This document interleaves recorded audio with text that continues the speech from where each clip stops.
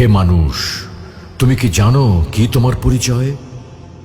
প্রিয় ভাই ও বোনেরা, বিখ্যাত একটি উক্তি প্রচলিত আছে, যে ব্যক্তি নিজেকে চিনতে পারে সে তার রবকেও চিনতে পারে।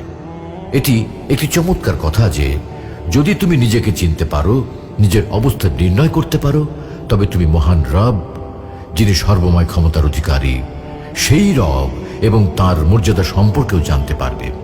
তাহলে প্রশ্ন করি, কে আমরা? আমি বা কে? আমরা তো প্রকৃতপক্ষে সৃষ্টি, এক সমবেত সৃষ্টির অংশ মাত্র। আর আমাদের স্রষ্টা হলেন এক আল্লাহ রাব্বুল আলামিন। এক সময় আমাদের কোনো অস্তিত্বই ছিল না। মহান আল্লাহ রাব্বুল আলামিন আমাদেরকে অস্তিত্বে এনেছেন, তার ইচ্ছে মতো সুন্দর আকৃতিতে তৈরি করেছেন, অতঃপর সেই আকৃতির মধ্যে প্রাণ সঞ্চার করেছেন।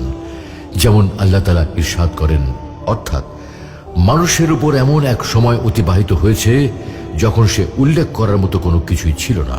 আল্লাহ আরো বলেন, অর্থাৎ তিনি আল্লাহ তোমাকে সৃষ্টি করেছেন, অতঃপর তিনি তোমাকে সুবিন্যস্ত করেছেন এবং সুষম করেছেন, আর তিনি তোমাকে তার ইচ্ছা মতো আকৃতিতে গঠন করেছেন।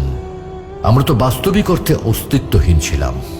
আল্লাহ রাব্বুল আলামিনের দেয়া সঞ্জীবনী ক্ষমতায় আমরা প্রাণ লাভ করেছি।